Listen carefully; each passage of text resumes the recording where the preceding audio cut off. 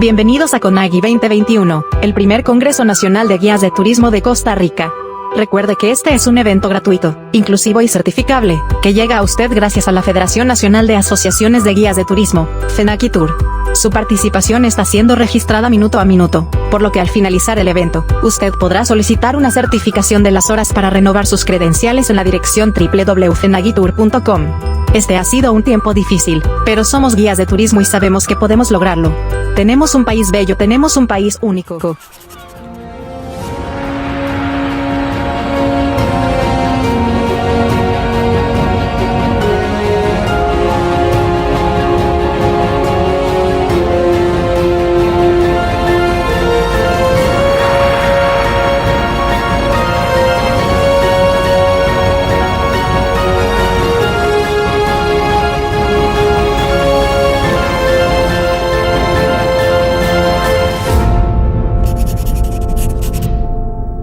Buenas tardes, bienvenidos nuevamente al segundo segmento que tenemos, el segundo día de este congreso. Doña Daña, ¿cómo está? Buenas tardes, Alejandro. Continuamos aquí en el primer congreso. Vamos con un tema sumamente interesante, no solamente desde el punto de vista de los cetáceos, sino también hay una serie de implicaciones, ¿verdad?, que se están dando a nivel de regulaciones para poder guiar en este mercado emergente como lo son los cetáceos en nuestro país. Correcto, tema caliente, tema que está en apogeo y sí. ¿Quién mejor que traer a don Javier Rodríguez Fonseca, que es un investigador y es académico, lidera la Fundación Promar, Promares, en la que se desempeña como director ejecutivo, y desde esa plataforma promueve la protección e investigación de la vida silvestre y los mamíferos de muy diversos grupos, en especial los tipos marinos, con los que ha desarrollado decenas de charlas, talleres, actividades relacionadas con su preservación y conocimiento. Activista de la ética en la observación de cetáceos, su trabajo científico ha sido ampliamente reconocido por muchos estudiantes y participantes de sus conferencias y ponencias. Además, queda miembro del Comité Científico de la CBI. A don Javier Rodríguez le damos una cordial bienvenida. Todo suyo el parámetro para que esté con nosotros durante esta tarde. Muchísimas gracias a los dos, a ICETUR y a todos los participantes por su presencia en esta tarde. Pues comenzar por felicitar a ICETUR por la organización de este congreso, que definitivamente ha tenido una participación impresionante. Y realmente que eso esperamos que redunde, por supuesto, en beneficio de la recuperación económica del turismo, socioeconómica del turismo en realidad, y también por supuesto, la sostenibilidad de la actividad en cualquiera de sus ámbitos en que se desarrolle. Bueno, muchísimas gracias de nuevo. Sin duda que la organización del Congreso, pues, quien la consolida y engalana, además de los organizadores, son los participantes, así es que bienvenidos a todos, y también sabemos que el tiempo es importante, así es que pues felicitarlos por el esfuerzo de estar aquí presentes y pues buscando siempre mejorar las calidades de los servicios que se dan a los visitantes. Para los que no nos conocen, Fundación Promar es una fundación costarricense sin fines de lucro que desde 1999 contribuye con la protección y el uso racional de los recursos marinos y costeros de Costa Rica, con énfasis precisamente en cetáceos, que es el grupo principal de mamíferos marinos. Promar está asociada al Centro Científico Tropical, que es la organización ambiental de mayor trayectoria en Costa Rica, este año en su 59 aniversario, y que son pues, mucho más conocidos por ser los dueños de la Reserva Biológica de Monteverde, la principal reserva privada del país, y además tienen pues, la Reserva Biológica Los Cusingos en el Valle del General y la Reserva Biológica Queladi en Sarapiquí. Y para entrar directo al tema, que es bastante amplio y pues lamentablemente el tiempo siempre es corto, aunque hay que decir que en el Congreso actual pues se ha dado un espacio de tiempo pues incluso un poco más allá de lo usual, de manera que también eso se agradece. Como bien sabemos, en la actualidad hay 3 grupos de mamíferos marinos vivientes, aunque tienen especies fósiles también, y son precisamente los grupos que han derivado de diferentes grupos de mamíferos terrestres para adaptarse de nuevo al medio marino. Digo de nuevo porque original y muy lejanamente en el tiempo, pues todos los grupos de vertebrados terrestres proceden en última instancia de los peces. Estos 3 grupos son de abajo hacia arriba los pinípedos, que son las focas y leones marinos, ¿verdad? Que es un grupo que conocemos bastante bien porque son muy populares, aunque en nuestro país no estén como ampliamente representados. Pero ya vamos a ver el detalle. Está luego el orden Sirenios. Recordar que es Sirenios y no Sirénidos.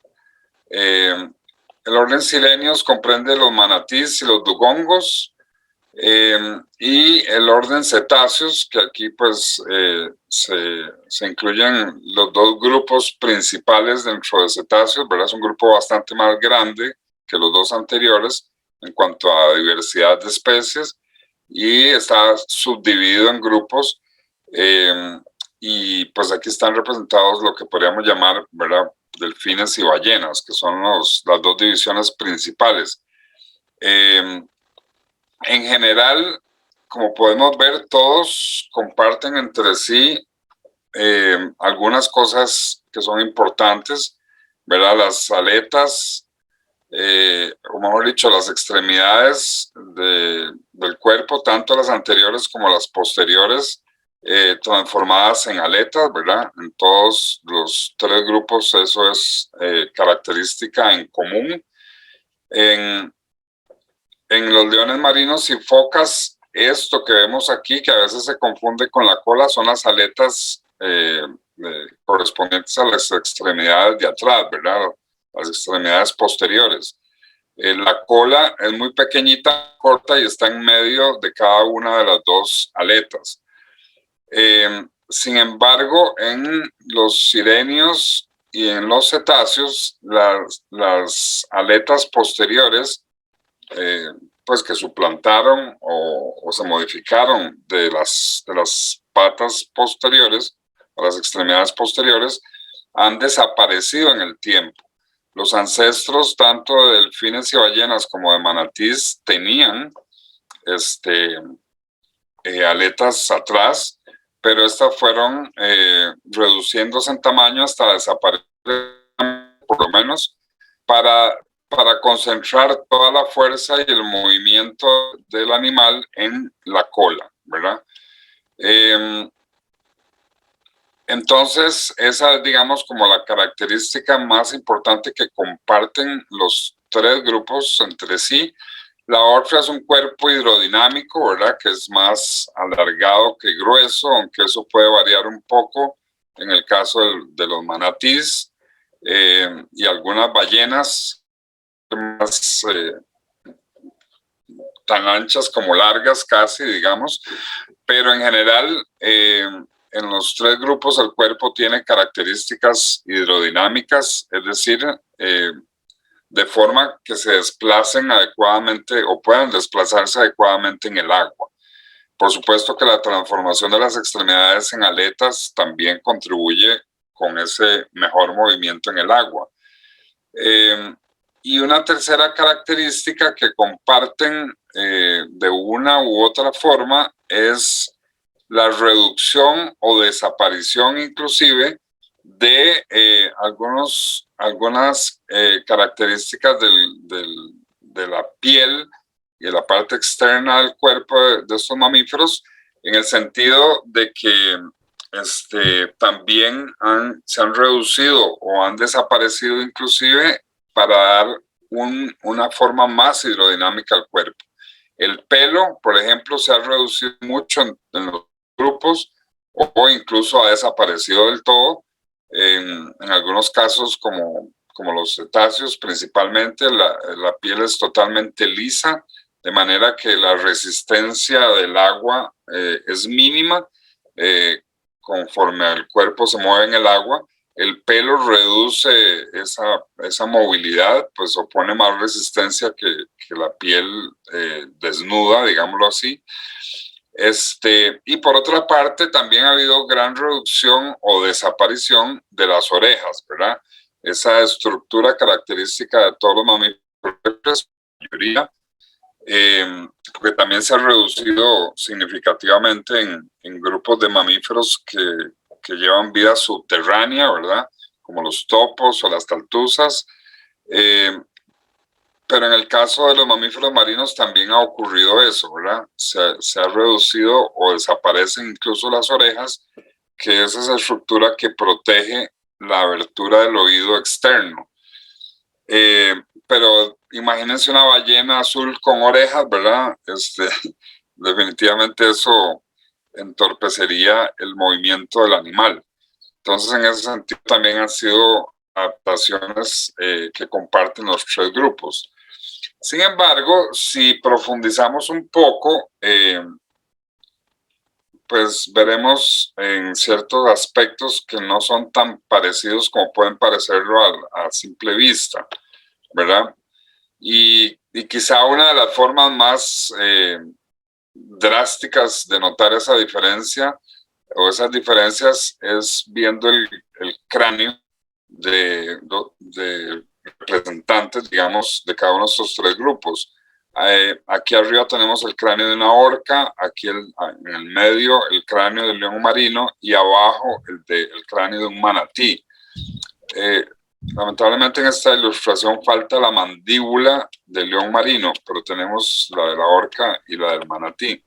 Pero en general, solo ver la parte del cráneo, podemos ver que tanto el maxilar superior, ¿verdad? Que en cetáceos es muy largo, en los leones marinos y en las focas tiende a ser corto y mucho más ancho, mientras que en los manatís es como una longitud intermedia y tiene una forma un poco inusual, ¿verdad? Como muy particular, pero es bastante ancho también el maxilar superior. Entonces, en ese sentido, pues es una de las principales diferencias. La otra es la caja craneal, ¿verdad? Que en los cetáceos es como muy alta, tiene una cresta que es común a prácticamente todas las especies. En los pinípedos es más plano el cráneo, digamos, la parte posterior, lo que se llama la caja craneal, que es donde se aloja el cerebro. En los pinípedos es más plana y atrás tiende a ser redondeada. Disculpen. Y finalmente en los manatíes, pues de nuevo también la parte posterior del cráneo es un poco atípica en la forma general, ¿verdad?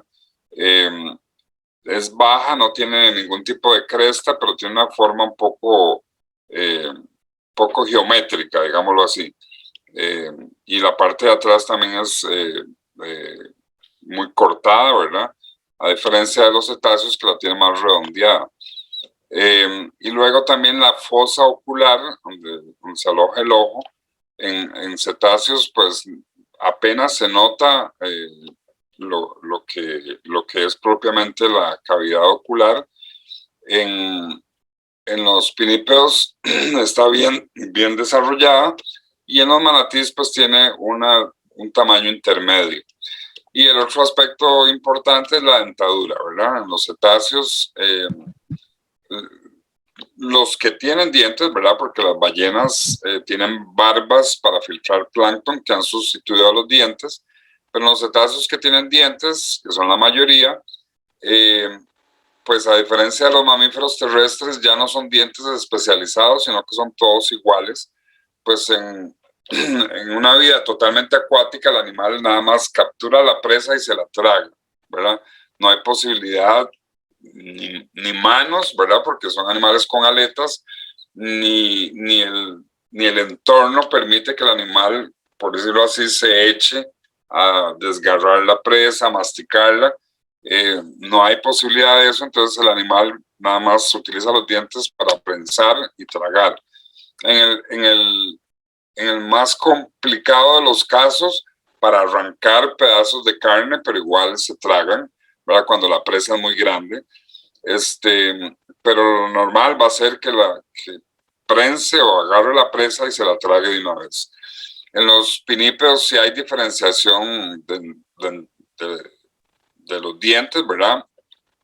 Como en todo el grupo al que pertenecen, ¿verdad? Con incisivos, caninos, premolares y molares. En los manatís, muy cercanos a algunos grupos de mamíferos herbívoros, han desaparecido todos los dientes. Está realmente fuera de control, sí.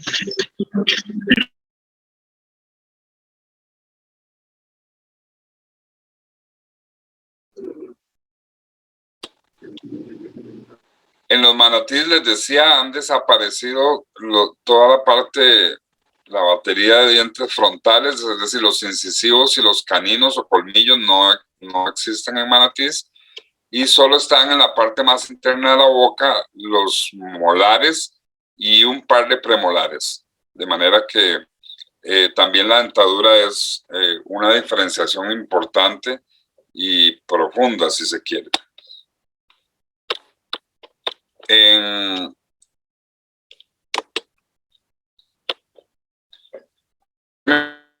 También podemos encontrar diferencias muy importantes como resumen de esto, ¿verdad? El hecho de que los parientes más cercanos en tierra firme para cada uno de estos tres grupos marinos son grupos totalmente diferentes. Los pinípedos son los más jóvenes de los tres grupos en el sentido geológico de la palabra, geológico y evolutivo. Los pinípedos se originaron hace 24 millones de años, por lo menos los fósiles más antiguos de pinípedos se ubican en esa temporalidad geológica hace 24 millones de años, y tienen digamos, ancestros o parentescos comunes con el orden de los carnívoros en tierra firme, es decir, los osos, los lobos, los coyotes, los felinos, los mapaches, etcétera. Y en la actualidad incluso, pues, la tendencia general es a considerarlos como parte del orden carnívoros y ya no como un orden aparte, el de los pinípedos. Sin embargo, dentro del orden carnívoros conforman un orden por su propia cuenta, ¿verdad? O conformarían un suborden separando precisamente a los carnívoros terrestres de los marinos. Los sirenios, por su parte, se originaron casi que son el doble de antiguos que los pinípedos, un poco más, incluso pues se originaron hace 50 millones de años. Los fósiles más antiguos que se han podido identificar como sirenios, aunque no sean exactamente iguales a los de los manatís actuales, pero en general son bastante parecidos en la parte esquelética. Y entonces los más antiguos se han datado en 50 millones de años. Y a nivel de antepasados o ancestros comunes, aunque no parezca, pero los sirenios tienen su mayor parentesco con los elefantes, es decir, el orden Proboscideos. Claro que con el hábitat que tienen actualmente los sirenios, pues esa relación parece difícil, pero si vemos los molares y los premolares de los manatíes y de los elefantes, son pues muy, muy parecidos. Y los manatís, por lo menos en las aletas delanteras, en las pectorales, tienen pezuñas. Yo no sé si ustedes han visto eso al menos en foto o en alguna ilustración, pero tienen unas pezuñas que en su estructura, si quitamos la piel y la grasa de la aleta, la estructura de los dedos y de las pezuñas son muy similares a la de las patas de los elefantes. Entonces, en ese sentido, pues ahí se han ido estableciendo los parentescos y las mayores semejanzas de los mamíferos marinos con los terrestres. En ese sentido, la evidencia no es solo morfológica, también hay evidencia de fósiles, hay evidencia genética, molecular y también embriológica que confirma, digamos, estas relaciones. Cetáceos que tienen el mayor tiempo de existencia, aunque poca diferencia con respecto a los sirenios, pero son el grupo más antiguo en cuanto a su aparición, digamos, en el planeta. Los fósiles más antiguos que se han identificado como cetáceos son de hace 55 millones de años. Entonces, digamos que los sirenios y los cetáceos aparecieron muy cercanamente entre sí, o relativamente cercanos entre sí, con poco tiempo de diferencia. Eso siempre es relativo en tiempo geológico, ¿verdad? La diferencia es de 5 millones de años. Pues eso para la vida humana es un montón, pero si comparamos la diferencia con pinípedos, que son casi entre 20 y 30 millones de años, pues la diferencia entre estos dos grupos es pequeña. Y los antepasados comunes de los cetáceos están en el orden Artiodáctilos, ¿verdad? Ese orden importante, no solo en diversidad, sino en especies de gran tamaño. En los artiodáctilos encontramos a los hipopótamos, a los jabalíes, los chanchos de monte, que conforman un grupo principal. Están luego los rumiantes, que ahí está todo el ganado vacuno, ovino y caprino, es decir, cabras, ovejas, vacas, toros y también especies silvestres muy conocidas como los antílopes, los búfalos, las jirafas, etcétera. Y un tercer grupo, porque Artiodáctilos es un grupo muy diverso y muy grande, un tercer grupo que son los camellos, los dromedarios, las llamas, las vicuñas y las alpacas y guanacos. Dentro de esa gran diversidad que tiene el grupo Artiodáctilos y en general de animales grandes, pues los cetáceos tienen un vínculo todavía más cercano con lo que son hipopótamos, cerdos, jabalíes y saínos. Toda esa parentela es dentro de todo el gran grupo de cetáceos, Artiodáctilos, con quien más cerca se emparentan los cetáceos. En términos de hábitat ecológicos, digamos, también difieren bastante en hábitat y distribución. Los pinípedos son cosmopolitas, es decir, se encuentran en todos los mares del mundo, pero con una fuerte tendencia a predominar en los mares fríos, e incluso mares que se congelan en alguna parte del año. Sin embargo, hay especies que llegan a la zona subtropical o incluso tropical, como es el caso de nuestras costas, pero en forma más permanente, formando colonias en la zona costera, ¿verdad? Que son permanentes. Se pueden encontrar también en las costas de Perú, en las costas de Sudáfrica, en el norte de Australia, que ya eso es más subtropical y no tan frío. En general, además, están restringidos a la zona costera, ¿verdad? Son pocas las especies o pocos los individuos dentro de las diferentes especies que se aventuran muy lejos de la costa. Y aunque algunas especies hacen movimientos importantes geográficos en algún momento del año, sin que sean migraciones en el sentido estricto de la palabra, pero pueden hacer recorridos importantes en busca de comida, pero siempre lo hacen de forma asociada a la costa o cercanos a la costa, pues estos mamíferos marinos todavía dependen bastante de tierra firme, ¿verdad? Por supuesto que cuando tierra firme es siempre cerca, en zona costera o muy costera, pero realmente que todas las adaptaciones que han tenido los pinípedos para moverse también en el mar es únicamente para comer, porque el resto de sus actividades vitales, sea cortejo, reproducción, descanso, dormir,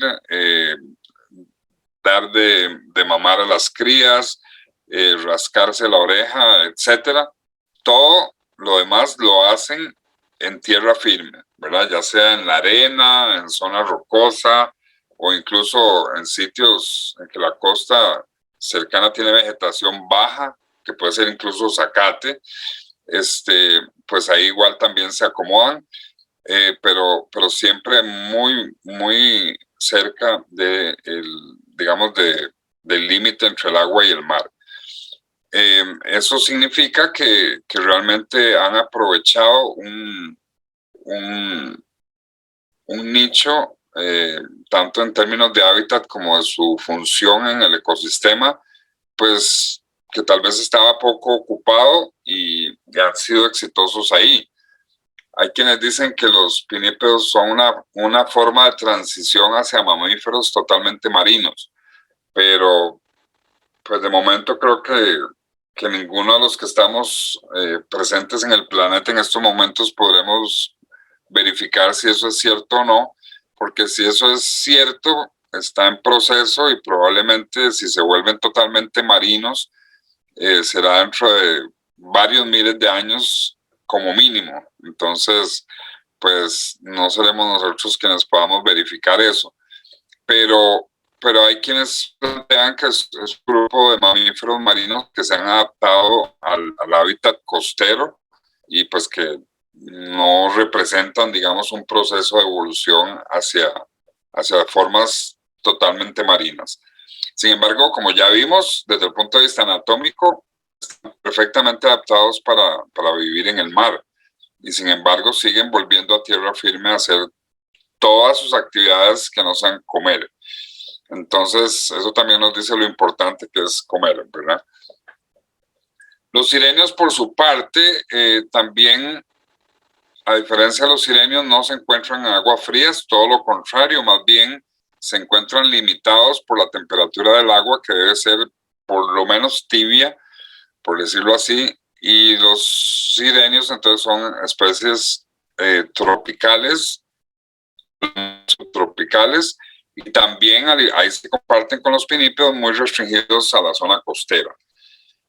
En términos, digamos, fundamentalmente de salida hacia mar afuera, son todavía más restringidos a la zona costera que los pinípedos. Encontrar un manatí más lejos de 10 kilómetros de la costa realmente es muy raro y esa restricción es bastante fuerte en las 4 especies existentes en la actualidad. Repasándolo rápidamente, tenemos el manatí caribeño, ¿verdad? Que en general se encuentra desde, bueno, en condición ya rara, pero se han registrado manatíes hasta la costa de Carolina del Sur, pero lo normal es que sea a partir de Florida, toda la costa, digamos, del Golfo de México, todo Centroamérica, también se encuentran en las Antillas, pero igual siempre en zona costera de las islas, y también en toda la costa caribe de Sudamérica, es decir, la parte Colombia y Venezuela. Y luego ya en el Atlántico propiamente abierto, fuera del mar interior que conocemos como Caribe, se encuentra también a lo largo de la costa de Brasil, hasta por lo menos hasta la altura de Recife, más o menos, donde está el codo este o la punta esta tan característica de la costa brasileña. Luego está el manatí amazónico, ¿verdad? Que se encuentra en la cuenca del Amazonas, a través de canales artificiales, pues ya ha pasado a la cuenca del Orinoco en Venezuela, pero es raro aún así, y en esencia es una especie endémica de la cuenca amazónica. La tercera especie de manatí está en la costa atlántica de África. Se le conoce como manatí africano, manatí de Senegal, que es uno de los sitios en donde se encuentra con más frecuencia, pero se extiende por toda la costa, digamos, central de la costa occidental de África, llegando hasta Angola y hacia arriba hasta Senegal, ¿verdad? Ya a partir de ahí, pues ya todo es Sahara, ¿verdad? Incluyendo la costa, entonces pues ya ahí desaparece.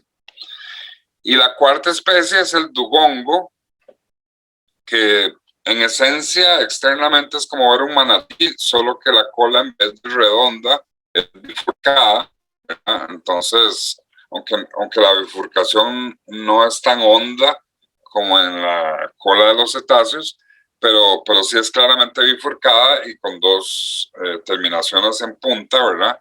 Y no redonda como la de los manatís, tanto el manatí africano como el amazónico y el caribeño tienen la cola redonda totalmente, mientras que el dugongo la tiene totalmente bifurcada. La otra diferencia importante es un poquito más anatómica interna, porque a diferencia de los manatíes que no tienen incisivos, los dugongos tienen un par de incisivos, de dientes incisivos en cada maxilar. El dugongo se extiende desde la costa oriental de África, por todo el Océano Índico, ¿verdad? Incluyendo el Medio Oriente, la India, todo el sureste de África tropical, y llegando hasta la costa norte de Australia. De manera que tiene una distribución muy amplia, es la distribución más amplia de cualquier especie de sirenio. Sin embargo, está limitada también por la temperatura del agua, que no sea tropical, y ya digamos, en la costa oriental y occidental de Australia es muy raro o ya desaparece y no se encuentra en todo el sur de Australia y mucho menos en Nueva Zelanda. En ese sentido, pues hay un caso que vale la pena mencionar muy rápidamente, que es una quinta especie de sirenio que existió en tiempos recientes, es decir, en los últimos 5.000 años, y que lamentablemente fue extinta por nuestra lamentable y continua depredación de las diferentes especies, y es la vaca marina de Steller, que se encontraba en esta zona de Norteamérica, en el Pacífico, de lo que es el mar de Bering y el Golfo de Alaska, y ahí fue descubierta por los balleneros en 1728 y para 1769 ya estaba extinta. Y era un animal gigantesco, o sea, un manatí actual parecería un llavero a la par de este manatí gigante, porque en realidad se parecía a un manatí, porque era mucho más grande, medía 9 metros de largo y pesaba 15 toneladas. De manera que era es el verdadero gigante en la historia de los sirenios. Y sin embargo, pues era súper inofensivo y no tenía ningún mecanismo de defensa importante. Sus depredadores naturales prácticamente no existían, dado su enorme tamaño, pero los balleneros acabaron en cuestión de 30 años con esta especie. Es uno de los casos más lamentables y curiosamente era una especie de mares fríos, ¿verdad? Ya para entonces, digamos, ya el clima en la Tierra estaba claramente establecido como está en la actualidad, ¿verdad? El norte era frío, el sur era frío y el centro era tropical. Entonces es un caso, digamos, también llamativo en ese sentido, pues era una especie de mares fríos. Y finalmente, a diferencia de los otros dos grupos que acabamos de ver, pues los cetáceos son totalmente cosmopolitas, ¿verdad? Se encuentran de polo a polo. Hay especies costeras, hay incluso especies fluviales que se encuentran en los ríos, pues. Hay especies de mar abierto que pasan todo el año en mar abierto, lejos de la costa. Como ya dijimos, hay especies que son estrictamente costeras. Y hay especies que tienen poblaciones tanto costeras como oceánicas, ¿verdad? Inclusive esa particularidad. Y sin duda los cetáceos son los que alcanzan las mayores profundidades, pues particularmente en el caso del cachalote, ¿verdad? Y otras especies que también buscan presas en grandes profundidades. El elefante marino es el pinípedo que se sabe que llega a mayores profundidades, mientras que los manatíes son de más profundidad. Su hábitat costero los hace limitar el tema de la profundidad también, y es sencillamente porque conforme aumenta la profundidad, pues va desapareciendo la vegetación marina, ¿verdad? Y entonces, pues ahí ya quedan limitados por el tema alimenticio. Los pinípedos tienen una diversidad intermedia en cuanto a especies vivientes. Son 35 especies las que se encuentran en el planeta hoy en día, de manera que ocupa una posición intermedia entre los tres grupos de mamíferos marinos. Son carnívoros principalmente de peces, pulpos, calamares y crustáceos. Hay casi que una única especie, el leopardo marino, que no tiene nada que ver con el leopardo felino, por supuesto, pero le llaman así porque tiene la piel manchada y además es un depredador por excelencia, ¿verdad? Es una foca muy grande, puede medir hasta 4 metros de largo, pero a diferencia de la morsa o del elefante marino, es muy estilizada en el cuerpo, no es toda gruesa, ¿verdad? Sino que es, digamos, de cuerpo muy, muy ágil, y es un depredador activo. Es del hemisferio sur, solo se encuentra en el mar Antártico o en la zona antártica, ¿verdad? Pero ahí es el terror de las focas, de los pingüinos, y también come plancton ocasionalmente, lo cual es un caso curioso. Es casi que la única foca o pinípedo en general que come algo que no sea peces y que no sean pulpos, o calamares. Y luego algunas especies, incluyendo la misma foca leopardo y 2 especies más de focas que comen plancton. En el caso de la foca leopardo no es su principal alimento, eso es variable con la época del año, pero hay 2 especies más de focas que sí, su alimento principal es el plancton. Los manatíes, como ya dijimos, son especies vivientes, de manera que es el grupo menos diverso, y también en especies fósiles extintas es un grupo relativamente reducido, aunque hay más especies extintas que vivientes, pero no es demasiada la diferencia, al igual que el caso de los pinípedos. Los sirenios son totalmente herbívoros y comen pastos marinos y algas principalmente, y por eso mencionaba que conforme la profundidad aumenta, pues lo que es vegetación marina va desapareciendo porque ya no llega el sol, la luz del sol, y entonces los manatíes también en términos de profundidad se ven restringidos a eso.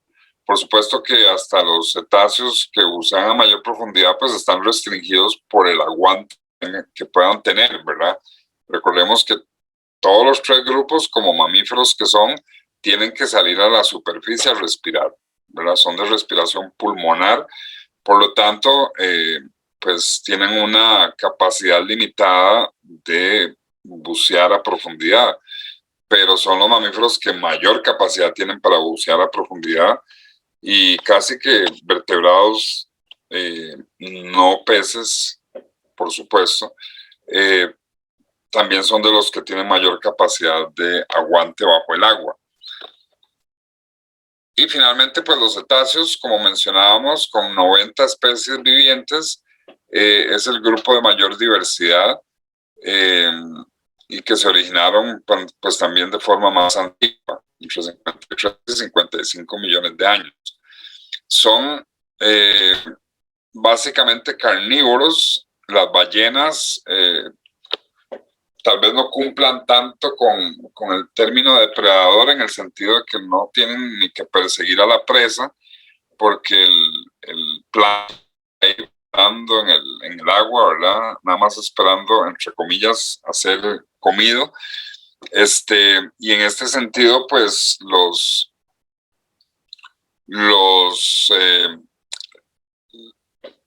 focos de concentración de plancton, que son, digamos, más típicamente de aguas frías, pero también en las zonas tropicales, contrario a lo que se pensaba en el pasado, pues también ya se sabe que hay sitios importantes de concentración de plancton, como el mismo domo térmico de Costa Rica, que lo tenemos frente a nuestras costas. De manera que en general las ballenas básicamente se tragan las enormes cantidades de plancton sin tener que hacer mucho esfuerzo. Pero los cetáceos dentados sí son depredadores activos, y sus presas principales son calamares, crustáceos, peces, y en el caso de tal vez 3 o 4 especies, pues le entran prácticamente a todo lo que sea de tamaño adecuado para ellos, ¿verdad? Pues incluyen en su dieta aves marinas, incluyendo también otros mamíferos marinos de su mismo grupo, los cazan, pues pensando en la orca, digamos, o la misma falsa orca, que se pueden comer un delfín sin mayor problema. Y también en algunos casos, pues otras especies de mamíferos marinos, como las focas, y como el mismo manatí. La orca, aunque no es su presa más común, pero ya existen registros de depredación de orcas en manatís.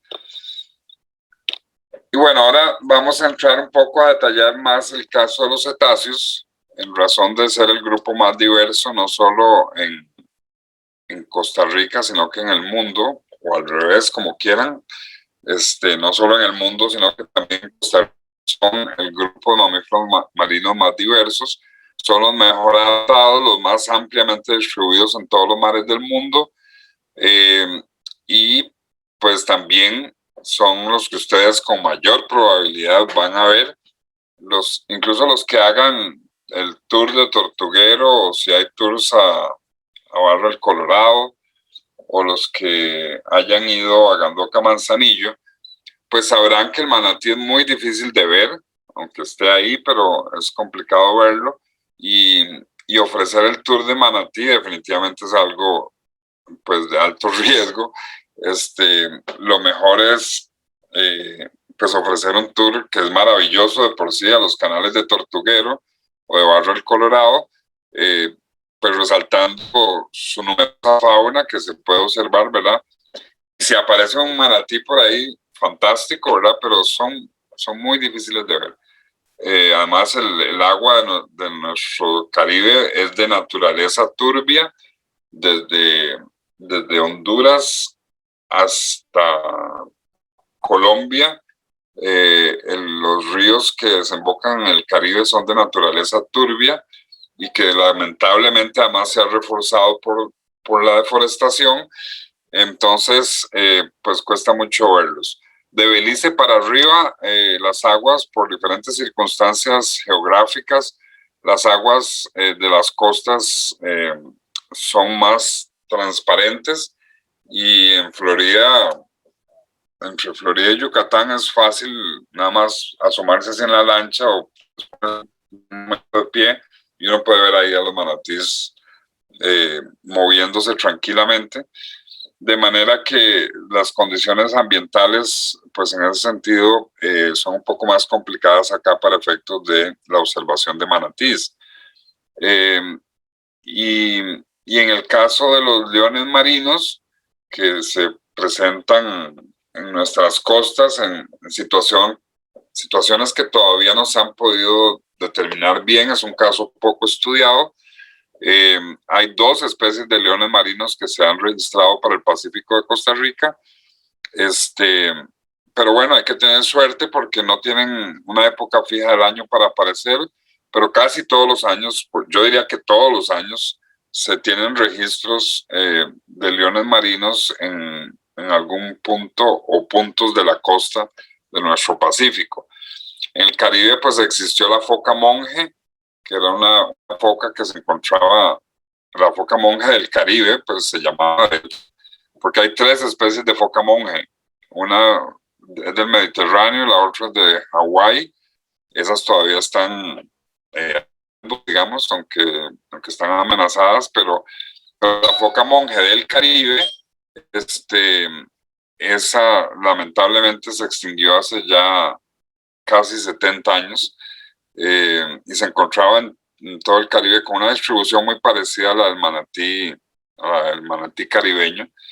Pero el último individuo vivo fue visto y capturado en 1956 y desde entonces pues ya no se han vuelto a observar, por lo menos con certeza, ¿verdad? Como supondrán, siempre ha habido quienes han dicho que la vieron, pero sin fotos, sin algún otro tipo de evidencia, y también gente que no es especialista en el grupo, ¿verdad? O por lo menos que conozcan bien al animal. El caso es que en el 2006 ya se venció el protocolo de ¿cómo se llama? El protocolo científico que establece que para declarar oficialmente una especie extinta hay que dejar pasar 50 años desde que se vio el último animal para declararlo, si no vuelve a aparecer, por supuesto, en 50 años, pues ya se le declara oficialmente extinto. En esa línea, pues para Costa Rica hay evidencias de presencia de la foca monje en la isla Uvita, en Limón, principalmente, de manera que pues cuenta como una de las especies presentes en nuestro país, pero que ya están extintas, lamentablemente. Entonces las posibilidades de vernípedos también son bajas y aunque pues supongo que más de uno de ustedes podrá haber tenido la experiencia de ver un león marino en el Pacífico andando con algún grupo, pero como la ley de Murphy es universal, lo más probable es que si nos topamos con un león marino es cuando no hay ningún grupo de turistas presente, ¿verdad? Ok. Los cetáceos en general siempre han tenido un vínculo importante con los seres humanos y probablemente sean de los grupos marinos, digamos, como más arraigados en la mente de los seres humanos. Otros grupos están más arraigados en el estómago de los seres humanos, ¿verdad?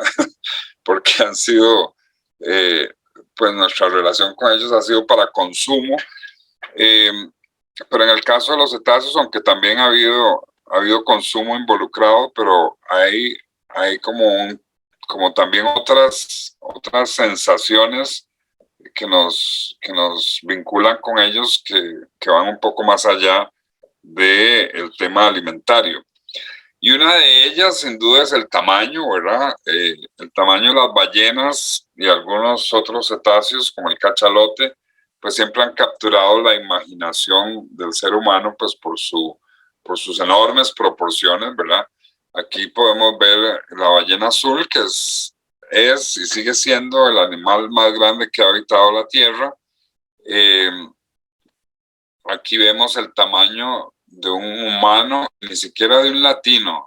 Esta proporción es para un humano de 2 metros de alto prácticamente, que no es el tamaño promedio del ser humano, la altura promedio del ser humano siquiera, pero aún así pues se ve diminuto a la par del tamaño total del animal.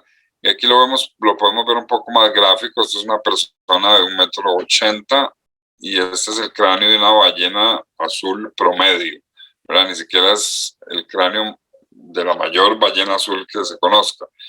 Entonces ahí podemos ver las enormes dimensiones de este animal. Si en algún momento han oído que una persona cabe dentro del corazón de una ballena, eso es correcto. Y más de una.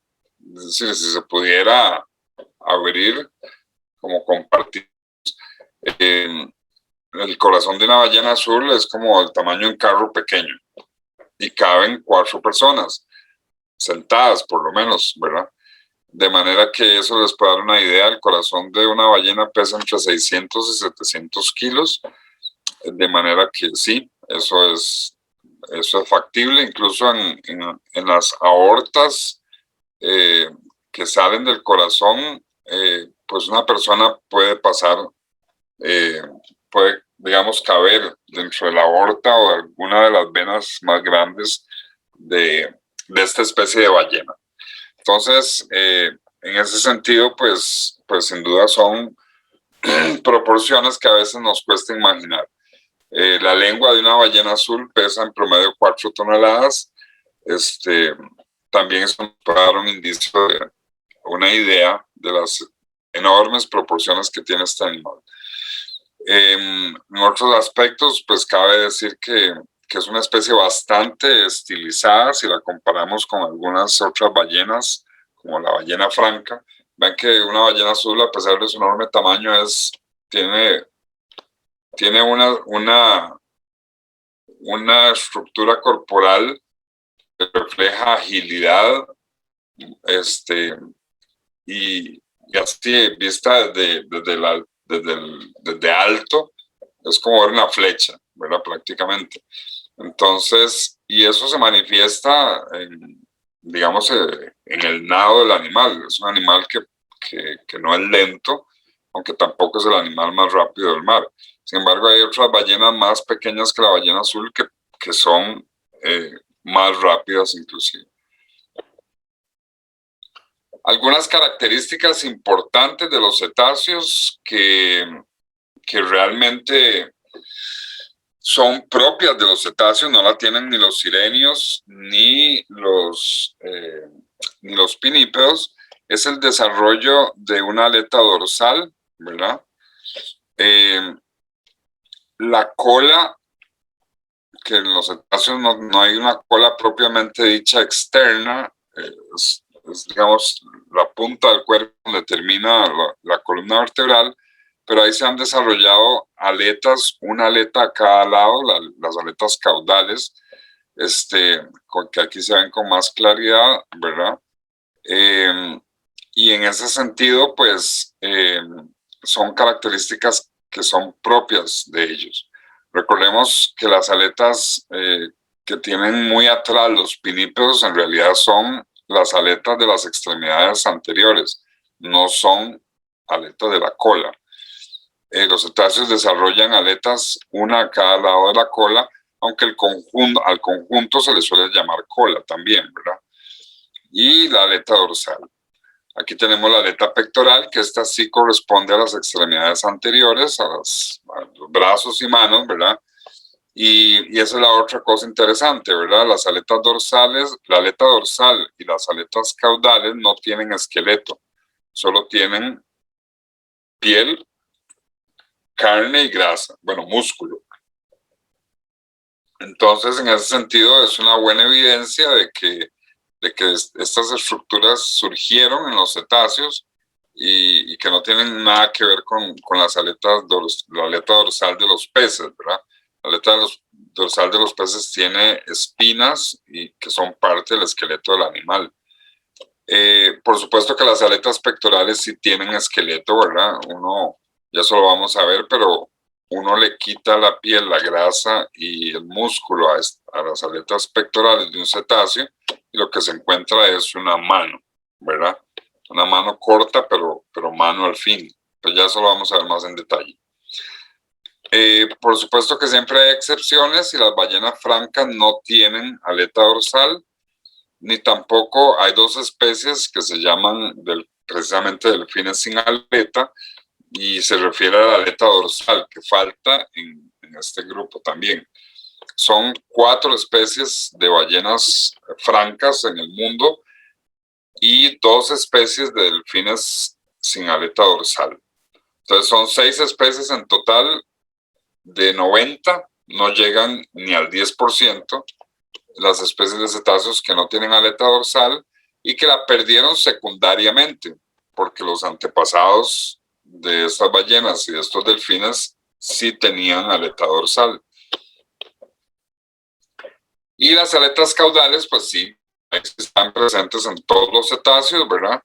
Y es sin duda el principal medio de locomoción de estos mamíferos, con una enorme, digamos, capacidad de movimiento. Se convierte en el motor, en el impulso del animal para desplazarse y alcanzar grandes velocidades o pegar grandes brincos fuera del agua. No sería posible si no fuera por el impulso de enorme poder de la cola de un cetáceo. En ese sentido, recordar que el plano en el que se encuentra la cola de un cetáceo es el plano horizontal, ¿verdad? A diferencia de los peces, que el plano de la cola es vertical. Entonces, si en algún momento estamos snorkeleando por ahí, buceando, y aparece un animal grande, que no tenemos así de primera vista posibilidad de ver si tiene escamas o si tiene branquias o no, ¿verdad? Que serían las dos diferencias muy importantes para diferenciar a un cetáceo, que es mamífero, de un pez. Pero si no estuviera muy cerca, y siendo grande es mejor que no esté muy cerca, pero si viéramos algún animal grande estando bajo el agua, y tenemos duda de qué es cuestión de ver la posición de la cola. Lo más rápido y lo más fácil. Si la tiene vertical es un pez, y si la tiene horizontal es un cetáceo, un mamífero marino.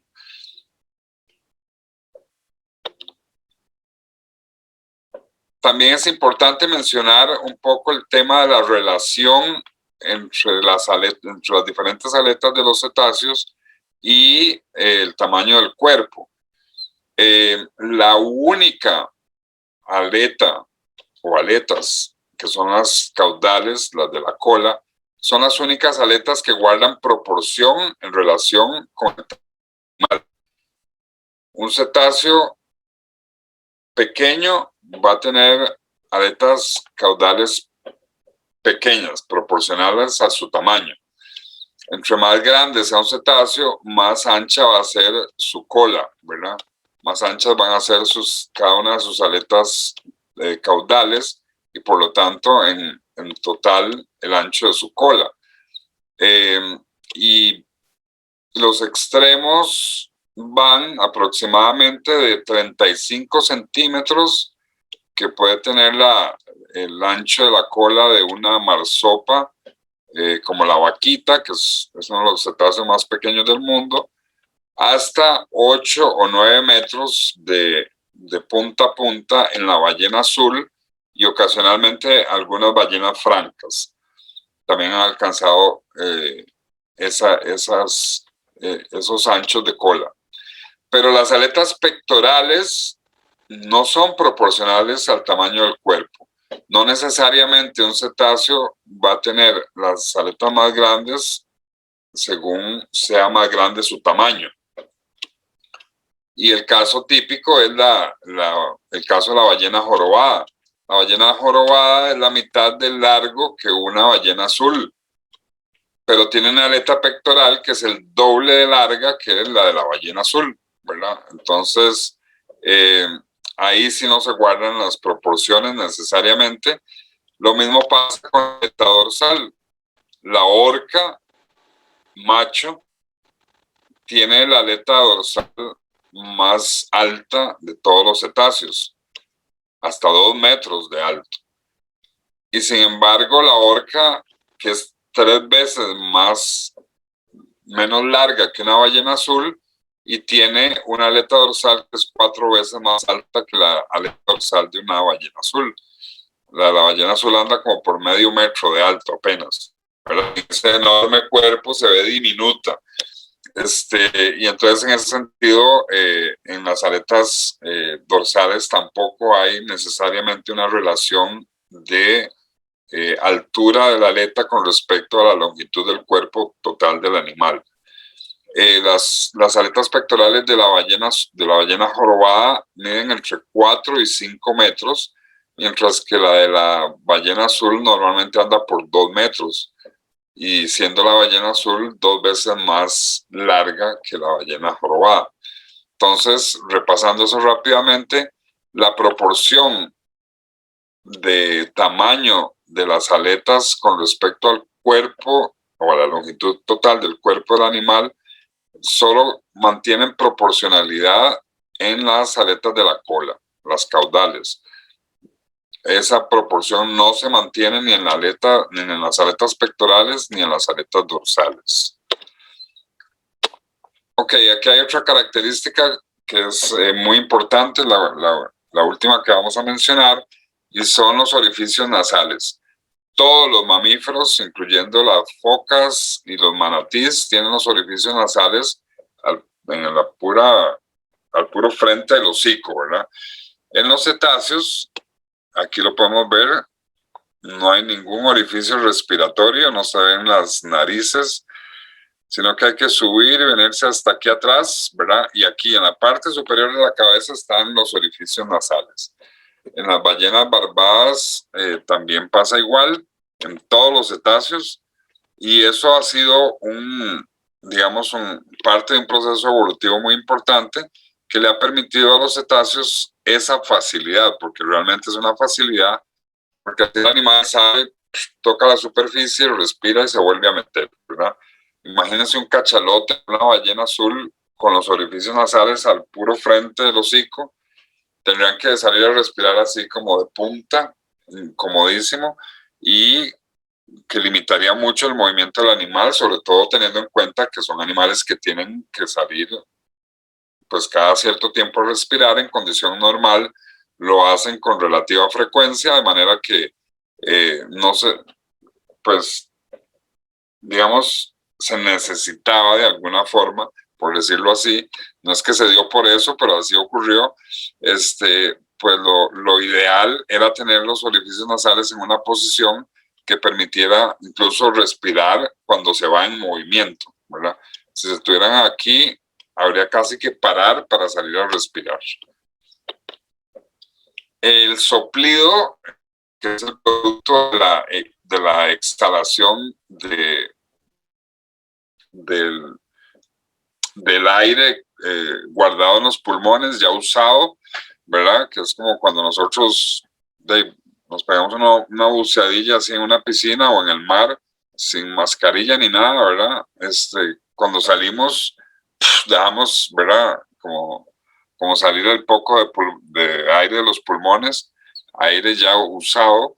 Eso ocurre exactamente igual en los cetáceos, y lo que en un delfín pues puede ser una nubecilla ahí que apenas se ve, incluso en un día muy soleado prácticamente ni se ve. En las grandes ballenas y en otros cetáceos de gran tamaño es lo que popularmente se llama el chorro de agua, que en realidad no es agua, es aire comprimido, ¿verdad? Que sale a enorme presión de los pulmones, es aire caliente, que está más caliente que el ambiente exterior, y claro, cuando sale al venir a una temperatura más alta que el medio externo, pues simplemente se condensa, ¿verdad? Entonces, lo que en realidad cae como expresión es el vapor de agua del aire condensado. Y por supuesto que aquí sí el soplido, el tamaño, la magnitud o la altura del soplido sí va en proporción completamente al tamaño del animal. Entre más grande es un cetáceo, más alto y más visible es el soplido. Y en ese sentido, pues en las grandes ballenas incluso puede servir para identificar a las especies. Aquí tenemos la ballena franca. La ballena franca tiene dos, bueno, las ballenas en general tienen dos orificios nasales en vez de uno como los delfines. Y entonces el soplido es como en forma de V. Es un animal muy voluminoso. Entonces sale en grandes cantidades el aire comprimido. Es muy fácil de reconocer, por lo menos para un ojo ya más o menos acostumbrado. En el cachalote, el orificio nasal está tirado un poco hacia la izquierda de la enorme cabeza y entonces sale, el soplido sale inclinado hacia la izquierda. Es muy característico también y tiene suficiente altura como para eso. El cachalote anda por 4 metros de alto, 4 o 5 metros el soplido. Y pues definitivamente la ballena azul es la que tiene el mayor soplido de todos los cetáceos. Puede alcanzar hasta 12 metros de altura y a la distancia incluso se puede distinguir a 1 kilómetro o más de distancia, y permite una identificación que es casi segura. Es impresionante realmente. Aquí lo podemos ver. Esta es una ballena azul entre Punta Arenas y la Isla del Coco, en ruta A. Y aquí podemos ver las dimensiones de ese soplido, ¿verdad? Aquí muy rápidamente ver el esqueleto de una ballena. Vean lo que les comentaba. Realmente uno quita la piel, el músculo y la grasa de una aleta pectoral de un cetáceo y se encuentra una mano, ¿verdad? Incluso con los huesos de cada dedo, etcétera. Lo que ocurrió es que se acortó mucho el brazo, ¿verdad? Aquí vemos el brazo y el antebrazo. Este es lo que llamamos omóplato, la escápula, y se acortó y fue cubierta por piel y por músculo, ¿verdad? Para facilitar la formación de la aleta. Pero si fuera un pez, ¿verdad? Que todavía por ahí hay gente que puede pensar que son peces. Lo que saldrían serían espinas o rayos óseos directamente del cuerpo, ¿verdad? Los peces no tienen ni brazo ni antebrazo, ni tampoco tienen omóplato o escápula, ¿verdad? Entonces, definitivamente esto confirma cualquier duda al respecto. Y vean que tampoco hay esqueleto para la aleta dorsal. Ahí van las vértebras comunes y silvestres. Y aquí al final tampoco hay esqueleto a los lados, como que dé indicio de las aletas caudales a cada lado de la cola. En algunos cetáceos quedan restos de huesos de lo que fueron las extremidades posteriores y de lo que fue la cintura pélvica, ¿verdad? Todo eso se redujo para que quedara concentrada toda la fuerza de movimiento en la cola. Bueno, hay veces que también es importante conocer un poco el tema relacionado con el reconocimiento del sexo, digamos, en cetáceos. En el mar es muy difícil, por supuesto. Solo hay unas pocas especies en que uno puede separar machos de hembras. La orca sí se distingue fácilmente por la aleta dorsal, ¿verdad? El macho la tiene recta y muy alta. La hembra la tiene curva, como la gran mayoría de los cetáceos, y como la mitad de alta. El narval, pues el colmillo ese larguísimo que desarrollan los narvales solo está presente en los machos. Entonces la hembra pues es muy parecida en cuerpo y en color, y lo que los distingue es el colmillo. Y algún otro caso por ahí, el cachalote, la hembra es la mitad o menos de la longitud de un macho adulto, de manera que pues también ahí eso puede ayudar para diferenciarlas, pero ahí hay un pero, porque las hembras normalmente andan con los juveniles y con las crías. Entonces un juvenil ya un poco desarrollado, pues podría confundirse un macho con una hembra, y pues ahí el tamaño no garantiza, salvo que ya sea muy grande. Si es muy grande, pues sí, uno ya sabe que es un macho. Pero si el tamaño todavía no es demasiado grande, pues puede ser un juvenil, un macho juvenil o una hembra adulta por igual. Pero si encontramos un animal encallado, ya ahí la cosa cambia, porque es bastante fácil diferenciarlo. Aquí tenemos el ombligo, ¿verdad? En el puro centro del cuerpo, en la parte de abajo, por supuesto. Luego sigue la abertura genital, ¿verdad? Que está más o menos a una altura similar, digo, a una longitud del cuerpo similar. Y luego viene la abertura anal. Pero el detalle está a los lados de la abertura genital. Las hembras tienen un par de aberturas menores a los lados, una a cada lado, que corresponde a las glándulas mamarias. Las glándulas mamarias en las hembras de los cetáceos están guardadas y solo son proyectadas cuando la hembra está lactando, dándole leche a la cría. En la abertura genital de los machos no hay nada a los lados, y entonces la identificación del sexo es inconfundible ahí. Salvo que el animal que haya encallado ya esté medio descompuesto, o que no se haya tenido un golpe muy fuerte aquí en esta zona, que le haya pues roto o desfigurado esa parte. Pero si el animal está intacto, que es lo normal en esa parte, pues el sexo va a ser fácilmente reconocible. Los cetáceos se aparean vientre contra vientre. Eso es una cosa interesante, porque la enorme mayoría de los mamíferos, el apareamiento ocurre montando el macho a la hembra por atrás, ¿verdad? Eso incluso ocurre en la gran mayoría de los primates, excepto el ser humano y el chimpancé pigmeo o bonobo, más las 90 especies de cetáceos. En total no llegan ni a 100 las especies de mamíferos que se aparean vientre contra vientre, de 6,000 y pico de especies de mamíferos que hay en el mundo. De manera que es un caso bien interesante que todo un grupo de mamíferos, aunque no sea el más numeroso en cuanto a especies, pero es todo un grupo de mamíferos que se aparean vientre contra vientre, y que los otros dos únicos mamíferos que se apareen igual estén en los primates, ¿verdad?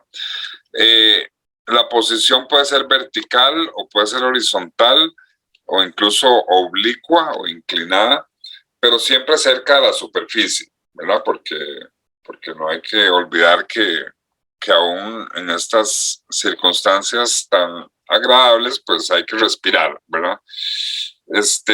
Entonces se mantiene cerca de la superficie. Cuando es vertical, normalmente el orificio nasal queda fuera del agua, pero cuando el apareamiento es horizontal, se turnan dando vuelta, ¿verdad? Macho y hembra.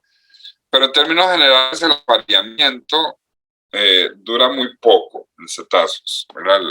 Propiamente el acto ya de la penetración dura pocos minutos, de manera que tampoco hay altos riesgos de tener urgencias para respirar. El parto ocurre bajo el agua, y también es una situación totalmente excepcional con respecto a lo que ocurre en los demás mamíferos. En los demás mamíferos la cría nace de cabeza, pero en todos los cetáceos la cría nace de cola, ¿verdad? Y lo último que sale es la cabeza, y el animal sube a respirar. Y esto es una adaptación muy puntual también. Esto ha implicado que la posición del feto en los cetáceos dentro del vientre de la madre haya tenido un giro de 90 grados para cambiar esa posición, y es una adaptación que lo que hace es evitar riesgos de asfixia para la cría. Si saliera primero la cabeza mientras sale el resto del cuerpo, pues la cría tiene un alto riesgo de morir asfixiada. En cambio, si sale todo el cuerpo y de último la cabeza, pues ya la cría apenas saca la cabeza, sube a respirar. Con frecuencia, pues ahí con ayuda de la madre. Nada más imagínense una ballena azul que recién nacida mide 7 metros. Si saliera primero la cabeza, mientras salen los 6 metros restantes, pues sí, la pobre cría, pues sería fácil que muriera asfixiada. Las glándulas mamarias, como vimos, están en posición posterior en la posición posterior, digamos, de la hembra, en la parte de atrás del cuerpo, y solo un par de glándulas mamarias, ¿verdad?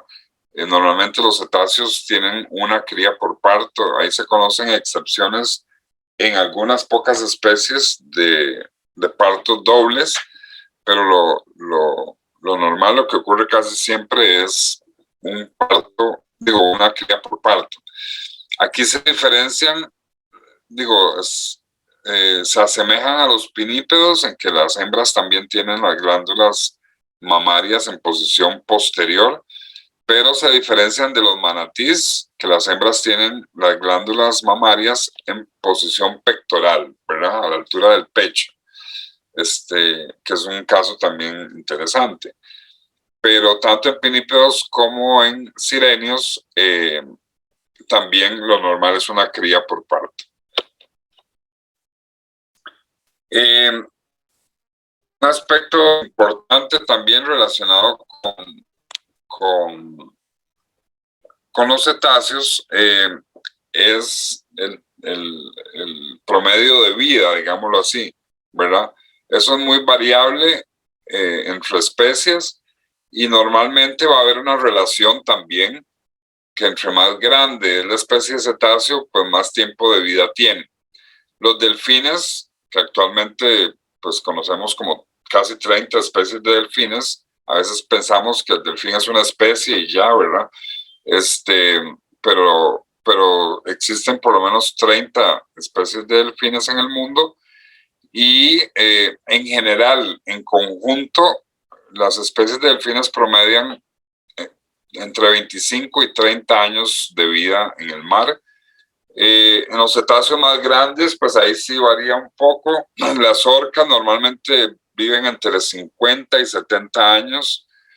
El caso, bueno, habrá muchos casos, como ustedes suponen, de las 90 especies de cetáceos, pues que no se tiene registro, no se tiene el dato de muchas especies de cuánto viven. Los datos corresponden a las especies que por una u otra razón pues han sido más estudiadas o se conocen un poco mejor. Las ballenas jorobadas normalmente andan entre 70 y 80 años. La ballena azul entre 90 y 100, pero las ballenas francas son las de mayor longevidad. Normalmente pasan de 100 años, y es frecuente que haya individuos de 100, 120 años, perdón, 110, 120 años. Incluso hay un registro de una ballena franca que fue seguida, marcada por balleneros en el siglo XVIII, y se pudo verificar que esta ballena vivió 205 años. De manera que ahí están probablemente los mamíferos más longevos del planeta. Bueno, aquí algunos datos de aspectos ecológicos generales, ¿verdad? Por mucho tiempo se pensó que los cetáceos eran propios de los mares fríos, pero ya en la actualidad sabemos que incluso un poco más del 30% de los cetáceos son de aguas tropicales. También hay una tercera parte de los cetáceos que viven solo en el hemisferio norte, y poco menos del 30% viven únicamente en el hemisferio sur. Ahí hay partición, ¿verdad? Por decirlo así, hemisférica, entre algunas especies o grupos de especies, y esto probablemente sea debido a las condiciones y cambios climáticos a lo largo de la historia de los cetáceos en el planeta, ¿verdad? En 50 millones de años, pues los cambios climáticos han sido muy variados. Ha habido momentos en que la zona tropical ha sido fría totalmente, ¿verdad? Y también hay un 11% de las especies de cetáceos que son cosmopolitas. Esto significa que se encuentran en todos los mares del mundo y, como supondrán, pues son la menor cantidad de especies. También hay una situación interesante que es poco esperable, pues los cetáceos, incluso los más pequeños, pues son especies que se mueven bastante y uno no esperaría que haya especies de cetáceos endémicas de un solo país, o sea, que solo se encuentran en un determinado país. Y sin embargo ocurre, ¿verdad?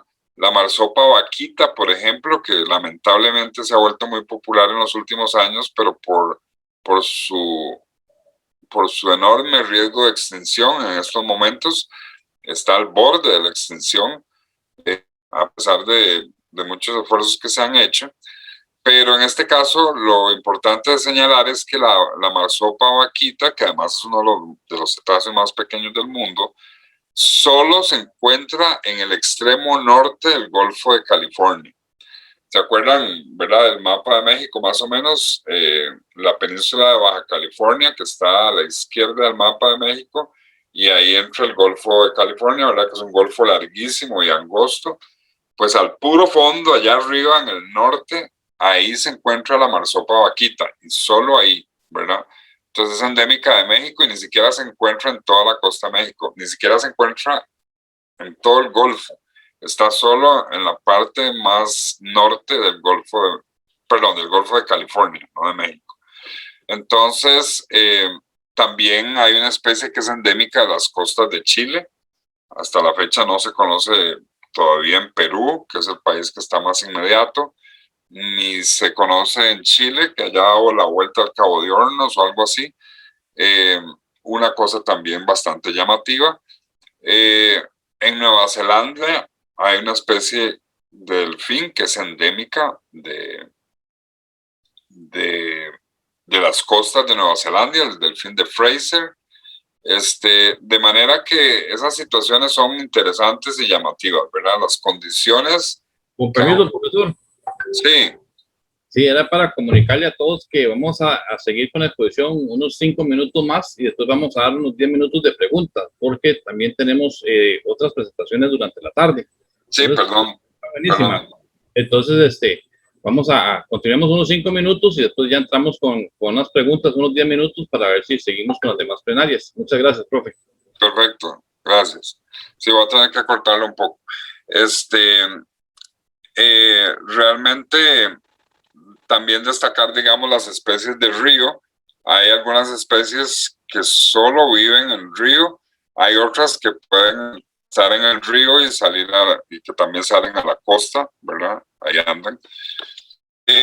Otro tema importante es la capacidad de ecolocalización que tienen los cetáceos, ¿verdad? Que es como un radar, funciona como un radar, igual que en los murciélagos.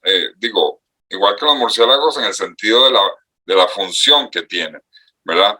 La producción del sonido en los cetáceos que lo tienen, principalmente los cetáceos dentados, la producción del sonido es muy diferente a la que ocurre en los murciélagos. Los murciélagos básicamente producen el sonido que sale hacia el exterior a través de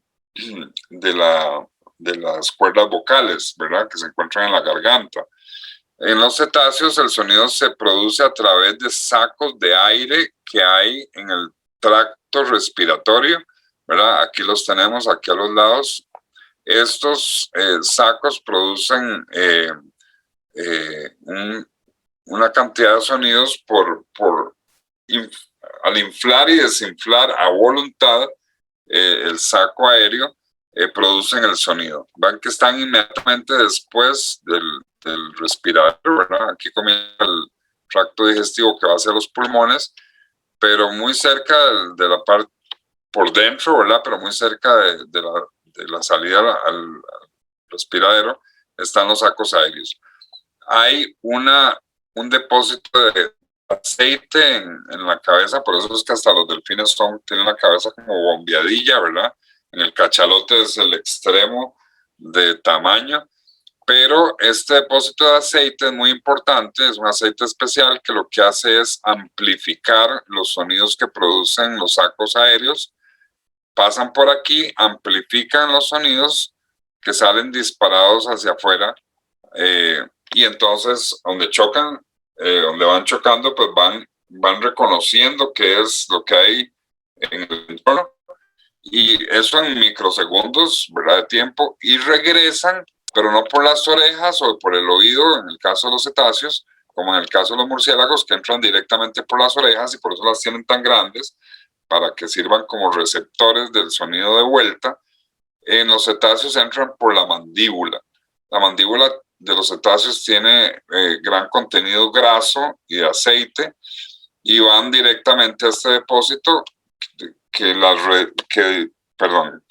direcciona el sonido ya hacia el oído interno del animal.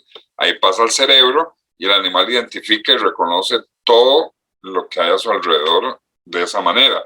Por supuesto que en aguas claras ningún cetáceo va a necesitar de esto, pero recordemos que en el mar, en la noche, por un lado, pues la oscuridad es total, ¿verdad? Y hay cetáceos que son activos de noche. Y en general la luz del sol, pues es efectiva hasta unos 40, 50 metros de profundidad como máximo en el mar. A partir de 40, 50 metros ya todo empieza a oscurecerse y llega un punto en que no se ve nada, y muchos cetáceos andan pues mucho más de 100, 200, 300, 500, 700 metros bajo el agua, y ya ahí la oscuridad es total. Entonces esto les permite seguir cazando sin ningún problema. Y las especies que viven en ríos también, muchos tienen aguas turbias que no permiten visibilidad, y el animal se orienta y caza basándose en el sistema de ecolocalización. Y cuando les llega la imagen de un pez, no es ahí como de un pececillo cualquiera, ¿verdad? Y como quien dibuja un pez más o menos a mano, ¿verdad? Sino que le llega al animal la imagen de un lenguado o de un róbalo o de un pargo. Así de preciso es el sistema de ecolocalización de los cetáceos. Entonces aquí vemos gráficamente lo que ocurre, ¿verdad? El animal emite los sonidos que son las ondas no punteadas, las líneas continuas, ¿verdad? Son los sonidos que emite el animal, y aquí cuando pegan en este pez, que son las líneas punteadas, se devuelve, entra por la mandíbula, pasa al oído y de ahí al cerebro. Y se genera la imagen. Bueno, en aspectos evolutivos ya habíamos dicho, los cetáceos se originaron hace 55 millones de años a partir de mamíferos terrestres, un grupo de mamíferos, los creodontos, que parecían como lobos o nutrias o osos, pero en vez de garras tenían pezuñas, y se considera que este grupo es del cual se originaron por dos líneas diferentes los artiodáctilos y los cetáceos. De ahí la cercanía que tienen los cetáceos con los artiodáctilos. Aspectos de comportamiento que son importantes, el salto de las ballenas, pues ya actualmente sabemos que pues no es como para que nosotros nos divirtamos, sino que es un papel muy importante en la comunicación, sobre todo cuando la comunicación bajo el agua se dificulta.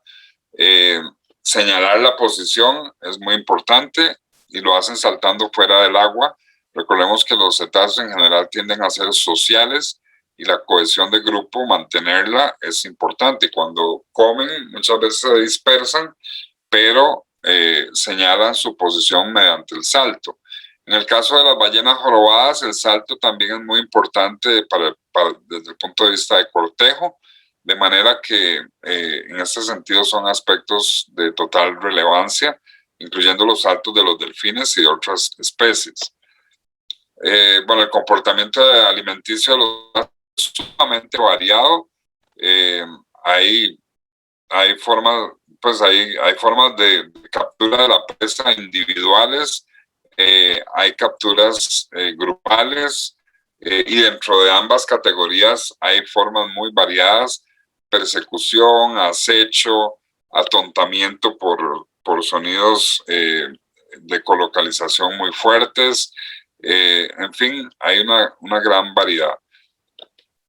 El comportamiento reproductivo también es bastante complejo y en general, pues, en diferentes momentos, como suele ocurrir en muchos grupos de mamíferos, el cortejo es largo, pero la cópula es corta, ¿verdad? Entonces, en ese sentido, pues, la parte previa es la que lleva mayor complejidad. Ya voy terminando. El tema de las migraciones también es parte del comportamiento de los cetáceos, y nada más pues dejar claro que el tema de la migración implica largas distancias de forma anual, normalmente estacional, y que sea algo continuo, ¿verdad? Por razones específicas que pueden ser climáticas, por alimentación o por reproducción, pero que ocurran todos los años estacionalmente y largas distancias. Las leyendas, mitos y creencias sobre los cetáceos pues tampoco han faltado, desde Jonás, que se lo comió la ballena en la Biblia, hasta pues los indígenas del Amazonas, que los consideran dioses que castigan a los hombres que se portan mal, más bien diosas. Los maoríes de Australia y Nueva Zelanda los consideran a la ballena franca mensajera de los dioses, y así sucesivamente podemos referirnos a muchos otros casos. Y bueno, muy rápidamente ya para terminar, las problemáticas que han tenido los cetáceos: la caza de las ballenas, que las llevó casi a la extinción; la pesca incidental, es decir, los cetáceos que quedan capturados en redes que son para otras cosas. Eso es una de las causas de mortalidad más altas en la actualidad. La contaminación en todas sus formas, tanto residuos sólidos como la contaminación química, la contaminación acústica y la contaminación orgánica, todas tienen impactos deleterios en cetáceos en la mayoría de los casos. Hay que cuidar muchísimo el tema de la contaminación marina, sin duda. El cautiverio no es lo mejor, ya se sabe que reduce hasta un 70% la vida de los cetáceos. Los delfines, como vimos, promedian 25-30 años de vida en el mar; en cautiverio promedian 6 años. Las orcas promedian 50-70 en vida marina; en los acuarios promedian 7-8 años de vida, de manera que es un injusto acortamiento terrible de la vida de estos animales, y pues para algo que se ha vuelto un negocio meramente comercial. Las colisiones con embarcaciones: esto es una ballena jorobada en Golfo Dulce. Las heridas parecían ya cicatrizadas, vean que va con cría, afortunadamente sobrevivió al choque. Se ha presumido que venía del sector del Canal de Panamá y que ahí probablemente o en sus alrededores la pegó una embarcación de esas de gran tamaño, la hélice, ¿verdad? Eso es un corte de hélice. Recordemos que la hélice de uno de estos barcos enormes pues puede tener 2 metros de alto, de manera que pues hasta es un peligro para una ballena. Y por supuesto las actividades de turismo mal manejado, que es un tema que vamos a ir viendo también, esperamos, en otras presentaciones. Tenemos que ser muy responsables, muy serios con esta actividad para no crearles otro problema más. Y en ese sentido, pues yo aprovecho nada más ya para entrar a las preguntas, recordarles que para finales de este mes, lunes 29, si no me equivoco, comienza un curso de cetáceos de una semana completa para todos los interesados. Ahí sí se van a ver en detalle muchos aspectos de comportamiento, identificación de especies, de todas las especies que hay en Costa Rica, formas de conducción adecuadas en el turismo y otro número de temas ahí importantes, conservación de cetáceos, por supuesto. Entonces, pues cordialmente invitados a buscar la información que se dispone en ICETUR también para este curso que iría del 29 de noviembre al 5 de enero. Muchísimas gracias por la atención y la paciencia y preguntas.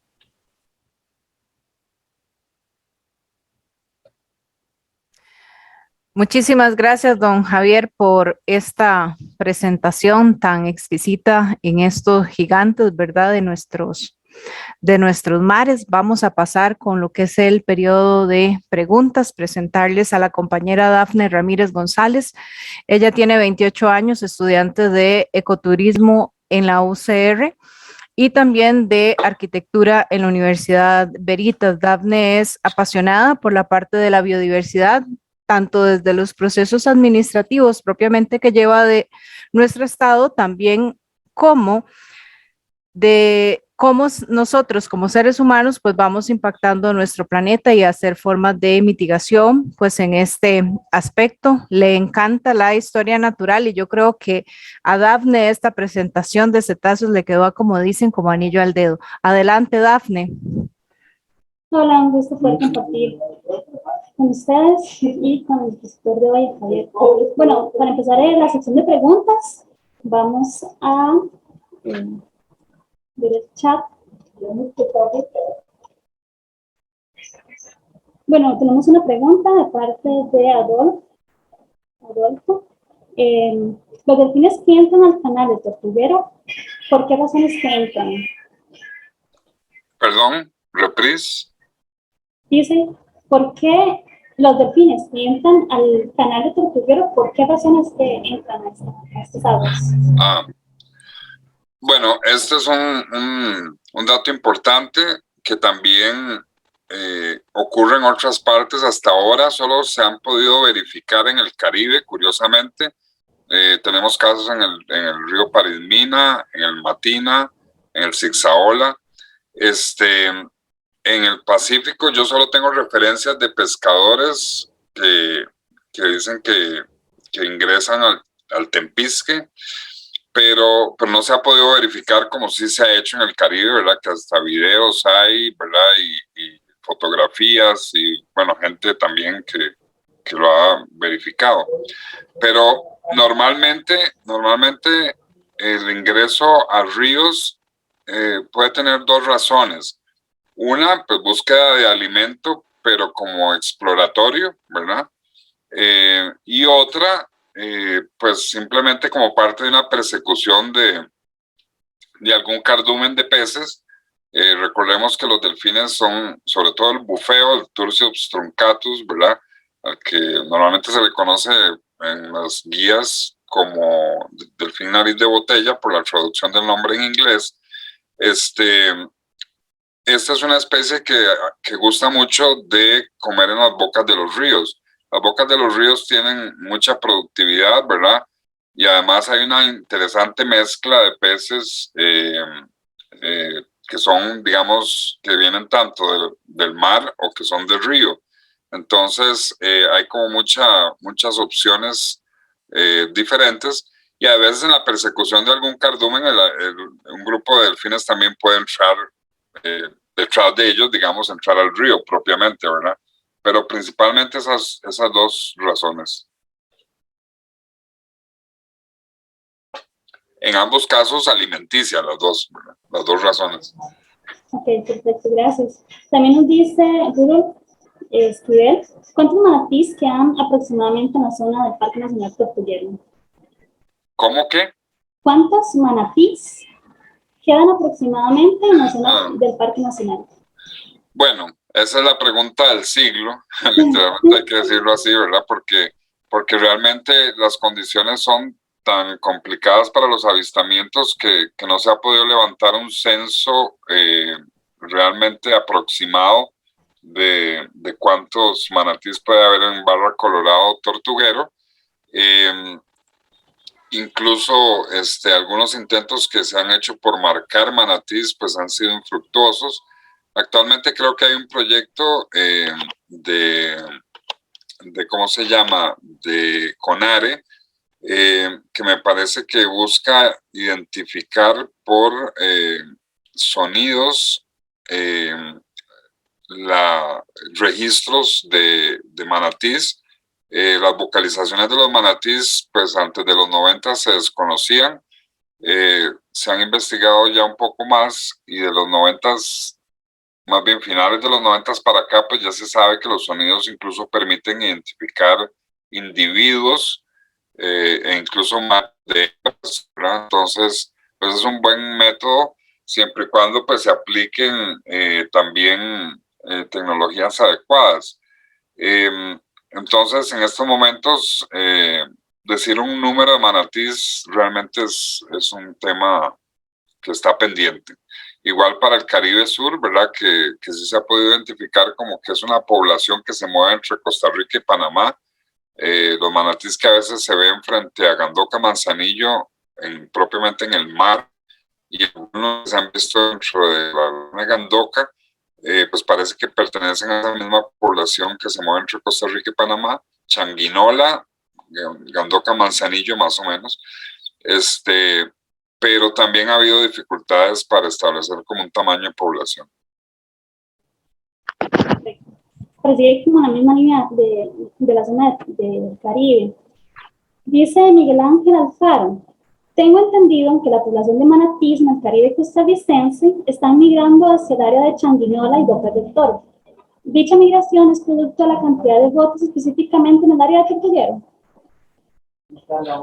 No, en principio son poblaciones totalmente separadas. Y recordemos que en el Caribe Norte los manatíes más bien son más propios de los canales que ya están fuera del mar, digamos, en la parte costera, mientras que en el Caribe Sur tienden a moverse más en el mar. Ahí ya no hay tanto canal, hay algunas lagunas costeras, pero no hay sistema de canales como en el que hay en el Caribe Norte. Entonces las condiciones, digamos, son diferentes y por lo tanto los hábitos y hábitats de los manatíes también se modifican significativamente. Puede ser que en algún momento hubiera continuo de comunicación, pero en la actualidad lo que se presume es que las del norte y las del sur del Caribe nuestro están separadas totalmente. Dice Laura Cruz Torres: disculpen, ¿cuáles especies de pinípedos llegan acá? En el caso del Pacífico, las dos especies de leones marinos que se han identificado son el que llaman lobo marino en Ecuador, el lobo marino de las Galápagos, que es Arctocephalus galapagensis, y también el león marino californiano, Psalophus californicus, que en realidad pues hay dudas de cuál es su procedencia, ¿verdad? En el caso del león marino de California ha habido la dificultad. En el tiempo se pudo determinar que la especie de California es diferente a la especie que también hay en Galápagos y a una población adicional que había en Japón y que ya está extinta, pero entonces la situación que no se ha podido determinar en estos momentos con esta segunda especie, si viene de Galápagos o si viene de California. Lo más probable es que venga de Galápagos, pero para, como mencioné yo ahora en la charla, pues realmente estos casos se han estudiado poco. Sería importante tal vez poder tomar muestras genéticas, una muestra pequeña de piel, de grasa o algo así, para poder reconocer su procedencia en forma definitiva, ¿verdad? Okay. También nos dice Doodle Grant, escribe él, digo, 2 especies de otarios de Galápagos llegan al Parque Nacional Isla del Coco y accidentalmente a la costa pacífica costarricense. Esto es porque es como una afirmación, me imagino. ¿2 especies de qué? Otarios de Galápagos. Ah, otarios, sí.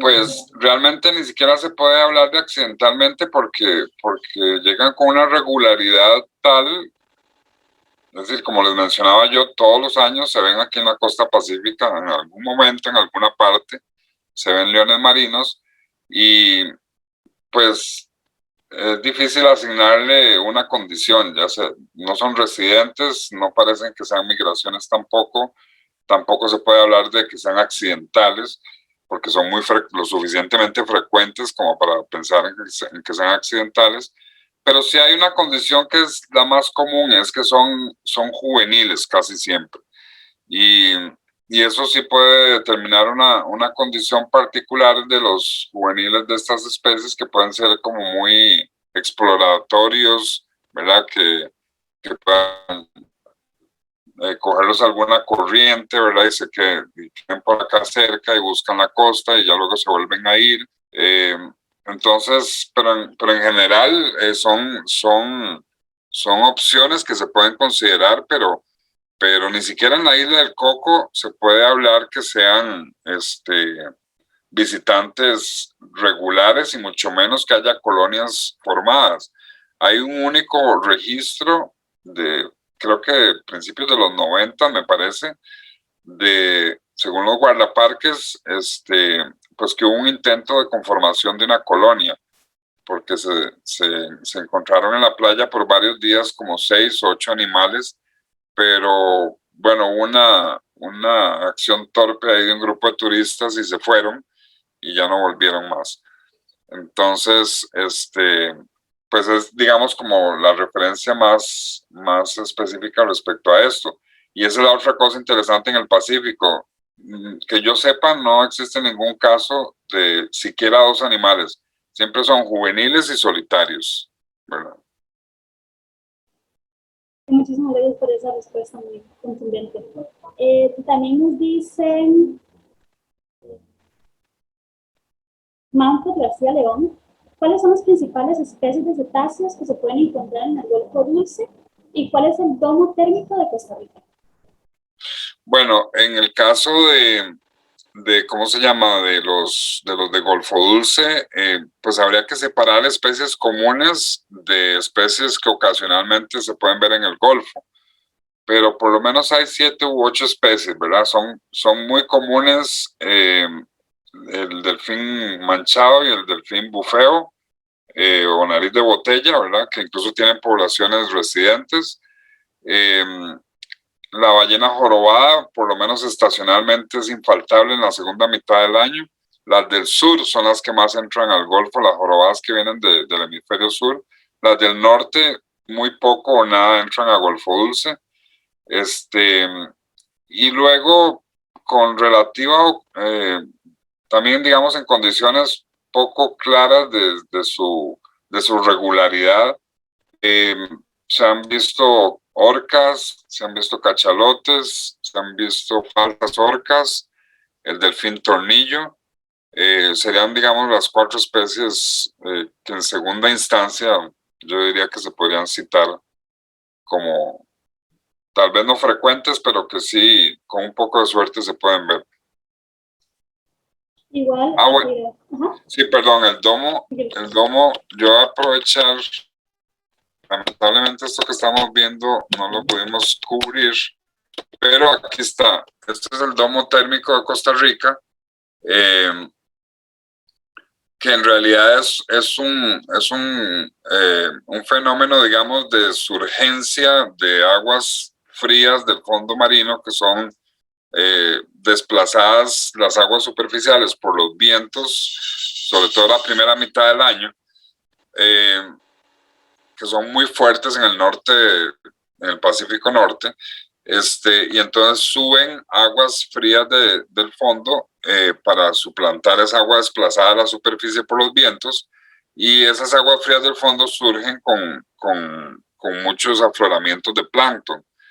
Y al final de cuentas tenemos un área que es casi, es más de la mitad, no, más o menos, sí, es más de la mitad de Costa Rica en superficie.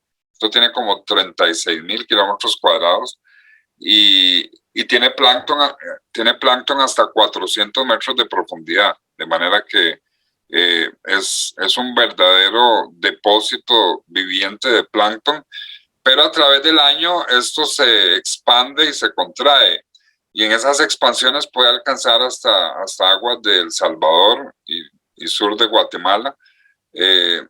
Entonces, pues ahí también hay una condición compartida, pero en su núcleo biogeográfico está entre Nicaragua y Costa Rica, y una parte se encuentra dentro de la zona económica exclusiva de cada país. Hay una parte, esta parte la más externa, que se encuentra en aguas internacionales. Entonces, pues su manejo es también un poco complicado por esas razones, ¿verdad? Hay varios países involucrados y también hay aguas internacionales involucradas, pero aquí es donde se ven ballenas azules. Es la única parte de nuestro territorio marino en que se pueden ver con relativa facilidad ballenas azules. De ahí la importancia que tiene este sitio, ¿verdad? Además de que hay gran concentración de atún y pues donde hay plancton en gran cantidad, pues va a haber una alta presencia de muchas diferentes especies, ya sea porque van a comer el plancton en forma directa o porque van tras especies que comen plancton, ¿verdad? Ok, perfecto. Vamos a hacer una última pregunta. ¿Cómo estamos de tiempo, Alejandro? Ajá. Ya estamos sobre tiempo. Sobre tiempo, ¿verdad? Solamente para recordarle a todos los que están presenciando esta exquisita información, ¿verdad? Que don Javier tiene un curso del 29 de noviembre al 3 de diciembre y va a ser por medio de videoconferencia de 5 de la tarde a 9 de la noche. Entonces quedan cordialmente invitados a visitar la página de ICETUR para que tengan más información sobre esto. Don Javier, muchísimas gracias, ¿verdad?, por haber donado su tiempo, por haber compartido esta información. Sabemos que hay mucha expectativa, más preguntas todavía que quedaron sin responder, pero también tenemos que darle igual de respeto más a los demás de la plenaria. Pero muchísimas gracias, ¿verdad?, por haber estado con nosotros y haber apoyado el Congreso de Guías, don Javier. Con muchísimo gusto, y ahí disculpas cualquier sobrepaso del tiempo. No, más bien está riquísima la información. Eso es como para hacer todo un día de Zoom solo con usted. Pero muchísimas gracias. Y también gracias a los que participaron y escribieron sus preguntas en el chat.